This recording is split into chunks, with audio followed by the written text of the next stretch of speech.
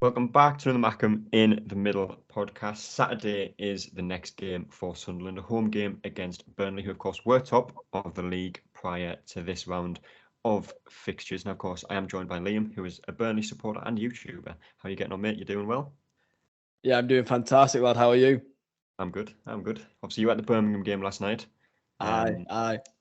and it was an interesting draw, I think. I seen your post on Twitter about how it was a slow start. You improved in the second half, very similar to Sunderland in recent weeks.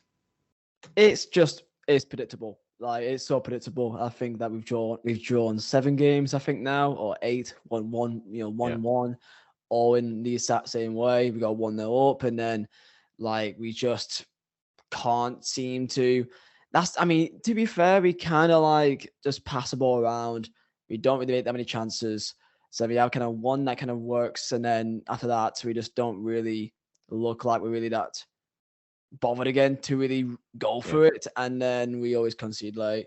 Last night, not the exact same. He actually scored late on, but then conceded still, around the 80th. So, yeah, I mean, it's just give me a 1-1 draw on Saturday. Let's just keep it simple now. yeah. I think that was most Sunderland fans, I think, would take that. But obviously, prior to that game against Birmingham, you were top of the league. And overall, I would say it's been a pretty good start for Burnley back in the Championship. Yeah, absolutely. Especially when you keep in mind the rebuild and the transition that has happened since the Sean Dyche era and the old ownership and 15 senior players. That's been the stone piece of like the foundations of the club for the last decade now. Mm. Ben Mee, James Tarkowski, Nick Pope, and then you got all the other players that's in midfield and Chris Wood and whoever else that like when you thought of Burnley, that's who we are. Dwight McNeil, just crossing the ball in our game. And we had to completely change our style of football, transition completely to a new style of play, much more progressive style of play under Vincent Company, who wants to try to play not Yeah, like Man City, but much more like Man City than it is Burnley. yeah, And with that, doing it with all those players going, bringing in 16 new players, all of them around the age of 21, 22, 23, all still pretty young players in grand scheme of things. Most in a new league, as in more stuff from the Belgium league, for example. So it's a lot to change and a lot to go through. And considering from where we could be to be third in the table, which is a point behind top when they have a game in hand. Actually, not a point. 4 points off top of QPR. To yeah. be fair, in grand scheme of things, it's pretty good when you keep in mind, there's much more stable teams that kind of knows the league more, like a Sheffield United or Norwich, which they're not. We're ahead of them right now. So it's very good, positive signs right now. Yeah. Now, so you made a good point there about obviously Vincent Company coming in and Burnley kind of changing the way they play. And prior to this season, I'm sure you'll agree that Burnley definitely had a stereotype as to how they would play football. So much to the point where if a team was sitting back and playing the long ball, they would be referred to as playing Burnley football. That's how it was. But it's fair to say the Burnley way nowadays is very, very different to how it would have been in previous years. Yeah, whatever conception or preconception that you have of Burnley, if you've not watched us, then just forget about it. It's completely different. We don't even take set pieces. Like any free kicks that we get, like indirect ones, we just take it short and fast each time and just keep passing it out from the back pretty much. Yeah, Like that's how different we are. We don't even take set pieces anymore. It's all short, so that's how different we are. And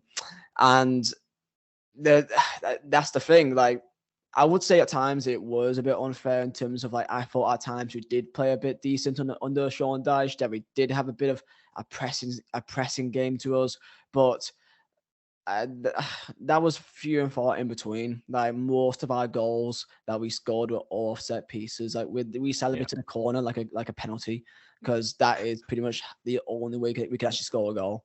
yeah.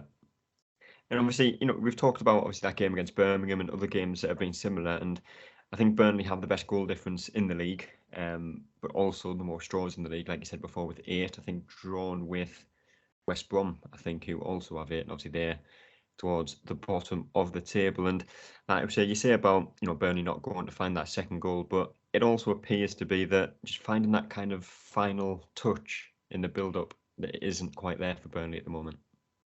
I think that it is just a bunch of young lads that are all trying to gel together and all trying to figure out exactly who can gel, with each other the best, because each game is different types of rotational players that we have. So sometimes it's Teller and Benson, sometimes it's Teller and Zarori. Sometimes you got Vitinho as a right back or left back, or Matson's there, or Roberts there. It's very rotational, and I feel like companies trying to find the right kind of balance in terms of which players suits each other the most. And I feel like with only time will tell. When they'll click more, and the fact that we're not fully there yet and we are where we are on the table, I think is only positive signs. Yeah. And obviously, in the transfer window in the summer, I think you brought in 16 players. And again, a kind of stereotype of Burnley would be just British players, kind of, big strikers, midfielders that like to recycle the ball. But looking at some of the players you brought in, obviously you mentioned there, you brought in a few players from the Belgian league. I think you brought in a couple of Brazilians as well, I think, if I'm not mistaken. Yeah. From like Belgium league, to be fair. Was it from the Belgian? Yeah. Very different players to what people would usually associate with Burnley. And, some of them will kind of resonate with Sunderland fans. One name in particular, which we'll get onto, is obviously Scott Twine.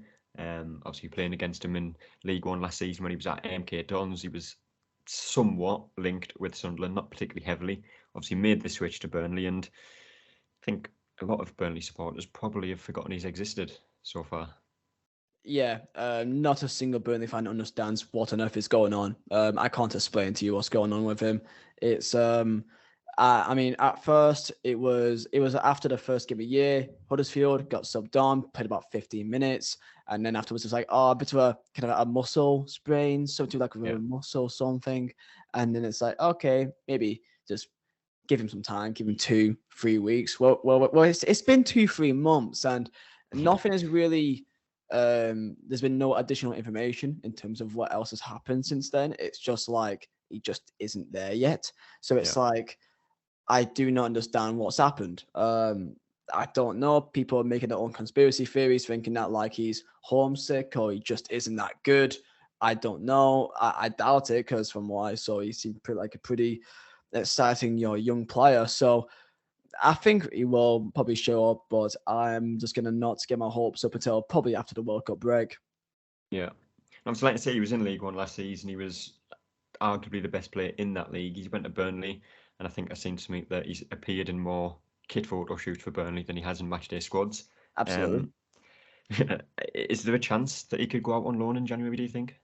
No, not loan, because I mean, like if he can't play, I believe it is because like he just isn't fit, like physically fit enough to really be put into a team. Maybe that for all we know, maybe each time he's in training, or that he's having some sort of routine, kickabout, that like he's trying to strain his muscles and test them, that each time they just have something going on. Something's not right yet. I don't think it's a situation that it'd be a loan situation. I think he just isn't fully ready to go and play proper senior football yet, for whatever reason. Yeah.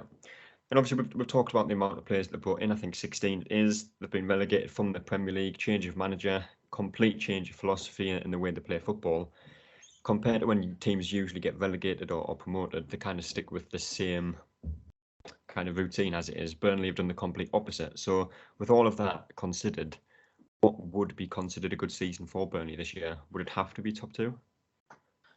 Not top two, especially because of how much things have changed, and considering where we could quite easily be. Like, look, if we're third with 26 points, and 6 points below is 15th. With 6 points and you're down to 15th. Like, things can change very fast in this league.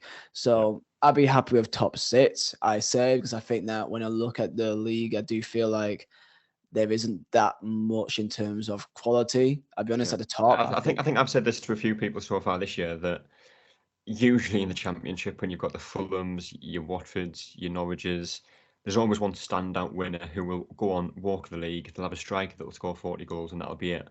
Whereas this season, there doesn't seem to be any team that, at the moment, look capable of doing that. But with that said, it does seem to be a very competitive league where anyone can beat anyone. Yeah, absolutely. Yeah. Another point that's worth bringing up, because obviously it's probably the same in the Premier League as it is in the EFL, and for anyone that did listen to the podcast we recorded after the Blackburn game, it was obviously one of the main things we talked about. The refereeing in the EFL, obviously it's a somewhat new concept to Burnley supporters in the recent years. Not sure if you've seen some of the decisions over the weekend. There was one against Cardiff yesterday, which is one of the worst I've ever seen. Obviously, we had a penalty disallowed against Blackburn. That went down and scored at the other end, an offside goal that was given. The refereeing in the EFL, as I'm sure you've seen yourself, is at an all-time low. I've seen parts, yeah. Not too much that's been exactly like disastrous has happened to Burnley yet. I think it was earlier, I think against like Hull or Luton, that it was like a handball in the box, like clear as day handball. That we could have got a penalty and it just wasn't given. I think that's the only like real bad things happened to us. Look, I mean, it's kind of what you want to deal with. That do you want VAR like in a Prem where it can almost be more frustrating that even when there is so many angles and so many things to look at, they can still make stupid mistakes? Yeah. Or would you have it in the EFL where like I kind of think that things kind of some way, shape, or form over the course of the entire season almost balance itself out, that you will get some chances again, some things that go for you, some things that go against you. So I am much more willing to just have like actual human mistakes. That I'm thinking that like not everyone's perfect. I'm in that kind of sense of it, and I do enjoy because Burnley was in Prem for 7 years in a row, which is quite a long time, and people I think forget how long we actually were in there for, consistently. I've not been in EFL for a while, and I'm kind of happy that I can just, when a goal goes in, there's no like sort of delay or wait that you gotta like see it will actually count or not. That's a big thing. Like being in Premier League, like that is a thing that does happen. You almost just don't want to completely go for all out because you just don't know what they're gonna try and pull up in this league. So yeah, the referees aren't the best. However, I do feel like over the course of the entire year, it does balance itself out. Yeah. It was Craig Pawson that actually refereed our game at the weekend and gave the two worst decisions against us so far this season. But obviously the playoffs are a competition that wouldn't usually have VR, but since last season I think they introduced it. Obviously goal line technology was kind of exclusive to the Premier League and top divisions across Europe. That eventually got rolled out, and I think that's even in League Two now. Is it a case of when as opposed to if VR gets introduced in the Championship, do you think? Yeah, I'd probably say when. I can't really see that they'll just keep just like having it in top flight forever. I mean, I don't talk too much about referees, to be fair, but I can definitely see VAR being put down the Championship soon. I don't know about League One, League Two grounds, but Championship I think should be more than possible with their facilities. Yeah. A little bit more on the game before we wrap it up there. Obviously, Burnley are going to come to the game. They will probably be expected to take the game to Sunderland, which isn't, usually the theme of a home game. Obviously, Burnley, the away team here.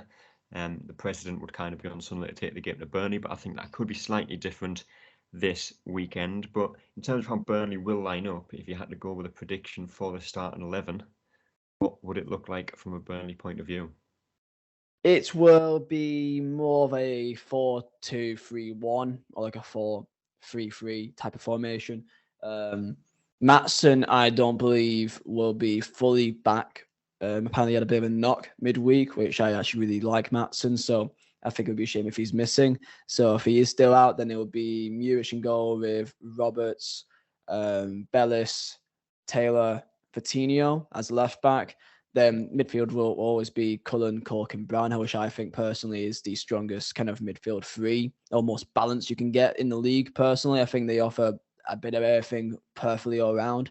I think Cork is probably the most important player in our system. I think that we can't play the way that we do and be so progressive on the ball and be so high up on the pitch pressing, without him being a kind of calmness, composure, like man in the midfield. And then wingers, that's the thing. I actually don't know. I think Teller is always a starter for us. He usually does start. I think that we may have Benson starting because where we started last game, and then it'll be Gerald up top. So that should be our team. In terms of the game, we're probably going to be holding a lot of possession. We always seem to have. I mean, our average possession stat for the entire year so far is 65%, which is. I was going to say I think that's the highest in the league. Yeah, it's insane when you think about how much we have on the ball, and it's Burnley. It's crazy to think about. If you look at that stat from this season compared to last season, I wouldn't be surprised if it's doubled. Yeah, I mean, I could probably check now. Actually, possession stat last year in Prem, we was passing 39.7%. Yeah, it was our average. That is quite incredible. It really is. That happened since day one. So Huddersfield away, we were straight on it doing that. So yeah, we're going to be having a lot of the ball, and it's all about the thing is, because I feel like you guys may set up to try to just defend us and then hit us on the break. If you do that, you have a good chance, because you will always get a chance to counter us. Maybe you get 3 or 4 opportunities just by kind of hitting us on the break, because we do have a lot of men forward, and that would be your main chance to really get one on us, I feel. Yeah.